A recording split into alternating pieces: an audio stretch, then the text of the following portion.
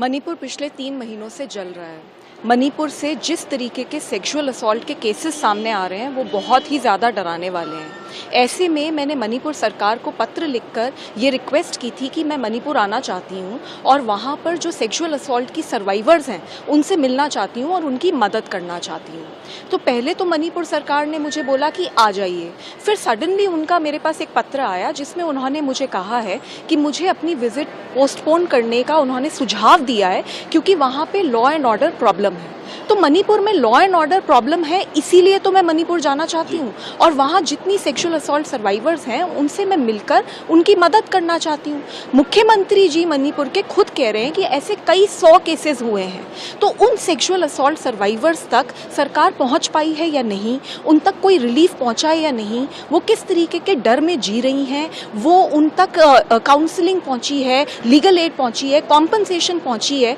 कोई धमकियाँ तो नहीं मिल रही, ये सारी चीज़ों का जायज़ा लेने और उनकी मदद करने मैं वहाँ जाना चाहती हूँ। तो मणिपुर सरकार का जो सुझाव है कि मैं अपने डिसीजन को रिकंसिडर करूँ, उसके बारे में मैंने काफ़ी सोचा और मैंने ये निर्णय लिया है कि मैं मणिपुर जा रही हूँ। मैं मणिपुर मुख्यमंत्री को ये पत्र लिख के बता भी रही हूँ और उनसे अपील कर रही हूँ कि मुझे रोकने की कोशिश ना की जाए, मेरी मदद की जाए, ऑफिसर्स से बात की जाए और मेरी विजिट रिलीफ कैंप्स में और जहाँ पे भी ये लड़कियाँ हैं वहाँ तक करवाई जाए, जिससे कि हम उन तक पहुँचें और उनकी मदद कर सकें। साथ ही दिल्ली में काफ़ी सारी मणिपुर की लड़कियां भागकर वहां से आई हैं क्योंकि उनके साथ वायलेंस हुई है। उनके साथ मेरी काफ़ी लंबी मीटिंग हुई है, उनकी भी बातें हैं जो मैं मुख्यमंत्री जी से बात करना चाहती हूँ, इसीलिए मैंने उनसे समय भी मांगा है मिलने का। मैम, मणिपुर के बारे में जब विपक्ष के लोग बात करते हैं तो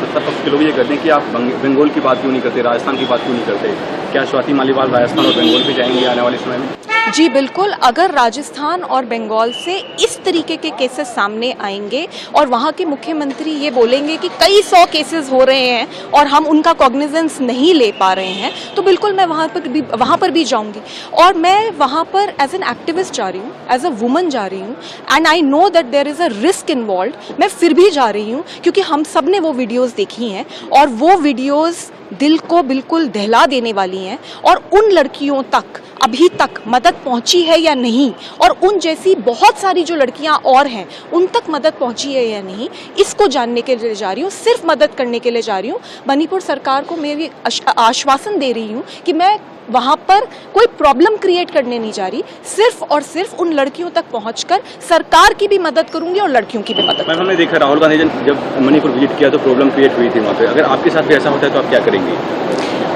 जी, मैं भगवान का नाम लेके मणिपुर जा रही हूँ और मैं इसलिए जा रही हूँ क्योंकि मेरी आत्मा मुझे गवारा नहीं करती कि मैं यहाँ दिल्ली में बैठ के काम करती रहूँ और ऐसे महसूस करूँ कि कुछ समस्या नहीं है, जबकि समस्या बहुत बड़ी है। मैं वेस्ट बंगाल, राजस्थान और ये जितनी जगहें हैं, अगर इनसे भी इस तरीके के कोई दिल दहलाने वाले केस सामने आएंगे मैं वहाँ भी जाऊँगी, लेकिन अभी फ़िलहाल मणिपुर जल रहा है और मणिपुर के अंदर लड़कियाँ बहुत परेशान हैं और आप ये खुद ही समझ सकते हैं क्योंकि वहाँ पर जब मैं जाने की कोशिश कर रही हूँ तो मुझे ही जाने से रोका जा रहा है। तो it is important that I visit Manipur and I am visiting.